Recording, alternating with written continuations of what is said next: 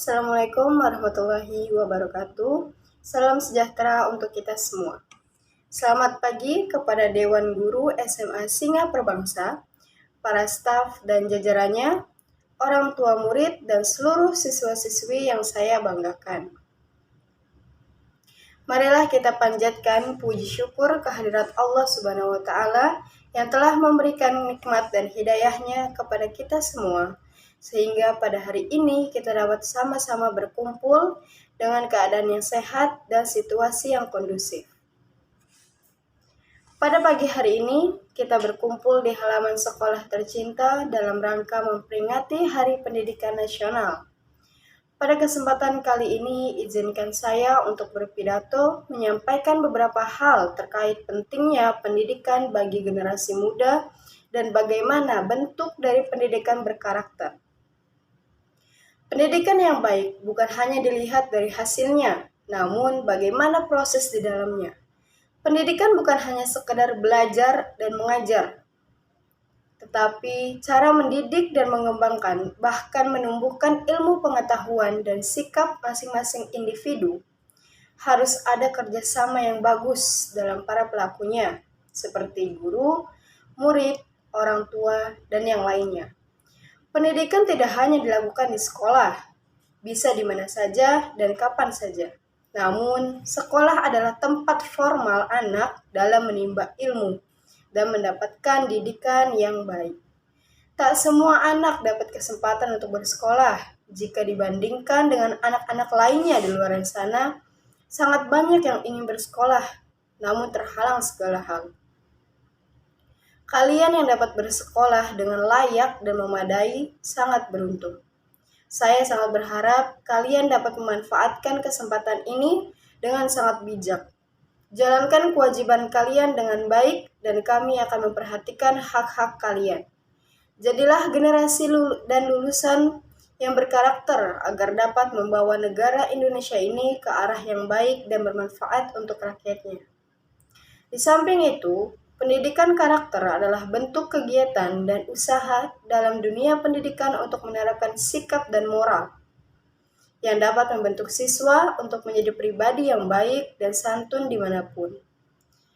Tidak hanya di lingkungan sekolah, tetapi juga di lingkungan keluarga, masyarakat, dan tempat bermainnya. Mengapa hal tersebut menjadi topik utama dalam pendidikan saat ini? Saya sangat yakin bahwa orang tua selaku pembimbing di rumah sedang memberikan pendidikan karakter juga kepada anak-anaknya di rumah. Namun, kehidupan anak tak cukup sampai hanya di keluarga saja. Seiring berjalannya waktu, anak akan terus tumbuh dan berkembang, sehingga ia memerlukan lingkungan baru dan harus beradaptasi dengan lingkungannya. Seringkali dalam masa adaptasi ini, anak akan bertemu dengan temannya dan tentunya dengan karakter yang berbeda-beda. Contohnya, seperti di sekolah, ratusan anak berkumpul dari keluarga yang rumah yang berbeda.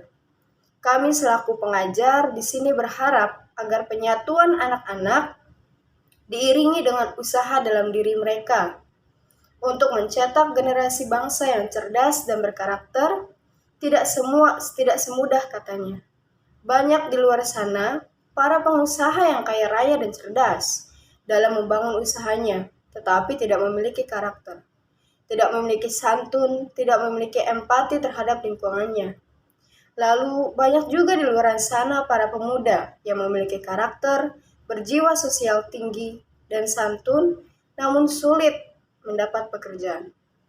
Lalu mengapa kita tidak berusaha untuk menggabungkan keduanya menjadi satu dalam pribadi generasi-generasi yang akan datang?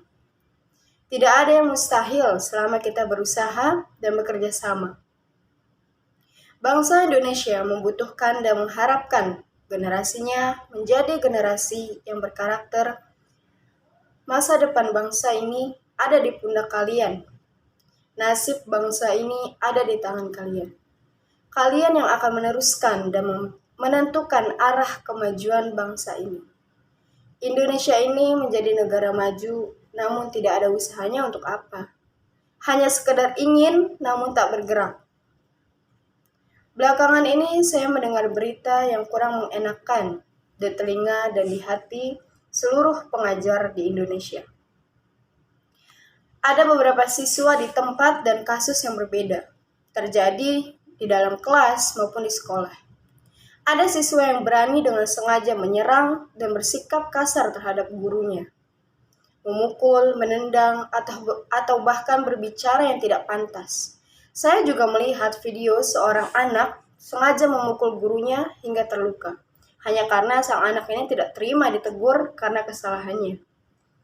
Dari kejadian tersebut disaksikan oleh siswa lainnya. Mereka hanya dapat terdiam dan tidak punya kata-kata. Sungguh miris, hanya karena menjalankan tugas dan pekerjaan, para guru harus mendapat trauma dan luka fisik. Maka dari itu, sekalipun ia anak pejabat atau bahkan presiden sekalipun, jika dalam dunia pendidikan dipandang sama dan adil, tidak ada hak keistimewaan selama ia bersekolah di sekolah umum. Jika ingin keistimewaan, silahkan anaknya disekolahkan privat di rumah. Tidak hanya 1 atau 2 berita yang saya dengar, namun lebih dari itu. Saya pikir ini sudah melewati batas dan harus segera ditindak. Dapat kita lihat seberapa penting pendidikan berkarakter harus ditanamkan dalam diri para siswa. Hal itu akan menjadi bekal ketika ia menjalani kehidupan sosial dimanapun dan kapanpun. Maka dari itu, betapa pentingnya pendidikan berkarakter dalam pribadi anak, apalagi anak tersebut menjadi penerus generasi bangsa. Saya sangat menekankan dan menegaskan bahwa sekolah kami harus bersih dan bebas dari tindak kekerasan fisik maupun verbal bagi seluruh warga sekolah ini. Saya juga berharap para orang tua harus berhati-hati dalam bersikap dan bertindak kepada anak, karena pengalaman adalah guru yang terbaik. Maka dengan pengalaman yang baik, anak akan belajar dan mengambil contoh dari hal-hal yang telah mereka lalui. Demikian yang dapat saya sampaikan pada kesempatan kali ini. Semoga kita dapat mengambil pelajaran dan hal baiknya. Jika ada salah-salah kata, mohon dimaafkan. Semoga kita selalu dalam lindungan Allah Subhanahu wa Ta'ala dan senantiasa diberi nikmat sehat. Wassalamualaikum warahmatullahi wabarakatuh.